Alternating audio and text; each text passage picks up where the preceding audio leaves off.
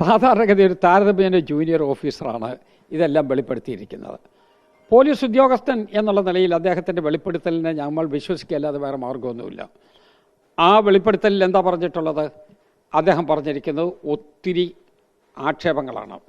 അതും ഒരിക്കലും നമുക്ക് കേരളത്തിലെ പോലീസിംഗ് സിസ്റ്റത്തിനകത്ത് വരരുതാത്ത ആക്ഷേപങ്ങൾ ഉന്നയിച്ചിരിക്കുകയാണ്. അപ്പോൾ ഇതിനകത്ത് പ്രതിഭാഗത്ത് നിൽക്കുന്നത് ഉന്നത പോലീസ് ഉദ്യോഗസ്ഥർ, വാദിയായി നിൽക്കുന്നതും പോലീസ് ഉന്നതൻ, ഈ നിലയിലുള്ള വിവാദമാണ് നിൽക്കുന്നത്. ചുരുക്കി പറഞ്ഞാൽ പോലീസിൻ്റെ മേളിലുള്ള നിയന്ത്രണം നഷ്ടപ്പെട്ടു. അതിനൊരു കടിഞ്ഞാണില്ലാത്ത രൂപത്തിലായി, കടിഞ്ഞാണില്ലാത്ത കുതിര പോലെയാണ് കേരളത്തിലെ പോലീസ് പോകുന്നത് എന്ന് നമ്മൾ മനസ്സിലാക്കുകയാണ്. ഇത് ശരിക്കും പറഞ്ഞാൽ പോലീസിനുള്ളിൽ തന്നെ ഒരു അസ്വാരസ്യം ഉണ്ടാക്കിയിട്ടില്ലേ? ഇത് ഇങ്ങനെയുള്ളവരിടത്ത് എങ്ങനെയാണ് സാധാരണക്കാരൻ നീതി തേടി പോകുക എന്നുള്ളൊരു ചോദ്യം ഉയരും. പരാതി കൊടുക്കുന്നത് നിയമപരമായി വേറെ വശമുണ്ട്. കേരള പോലീസ് ആക്ട് അനുസരിച്ച് പോലീസ് ജൂനിയർ ഓഫീസർക്ക് എന്തെങ്കിലും പരാതി ഉണ്ടെങ്കിൽ പറയാൻ വേറെ വശമുണ്ട്. ഇപ്പം അതല്ലല്ലോ.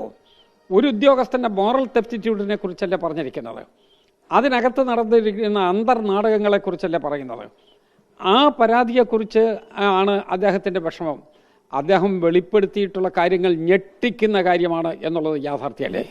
എങ്ങനത്തെ അന്വേഷണം വേണം എന്നുള്ളതാണ് ആവശ്യപ്പെടുന്നത്. ഇപ്പോൾ ഗവൺമെൻറ് എന്താ പറയുന്നത് നോക്കട്ടെ. ഗവൺമെൻറ് പറയുന്നത് എന്താണ് എന്ന് നോക്കിയിട്ട് അതല്ലേ റിയാക്ട് ചെയ്യേണ്ടത്. ഗവൺമെൻറ് ഒന്നും മിണ്ടുന്നില്ലല്ലോ. അപ്പോൾ ഈ പറഞ്ഞതെല്ലാം സമ്മതിക്കുന്നു എന്നുള്ളതിൻ്റെ അർത്ഥത്തിലാണോ എന്നുള്ളത് നമ്മൾ അറിയണ്ടേ.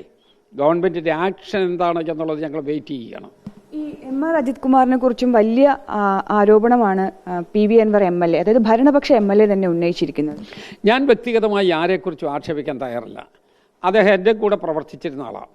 അപ്പോൾ ചന്ദനം ചാരിയ ചന്ദനം മണക്കും, ചാണകം ചാരിയ ചാണകം മണക്കും. അതുകൊണ്ട് അദ്ദേഹത്തിൻ്റെ വ്യക്തിപരമായി ഒന്നും ഞാൻ പറയുന്നില്ല.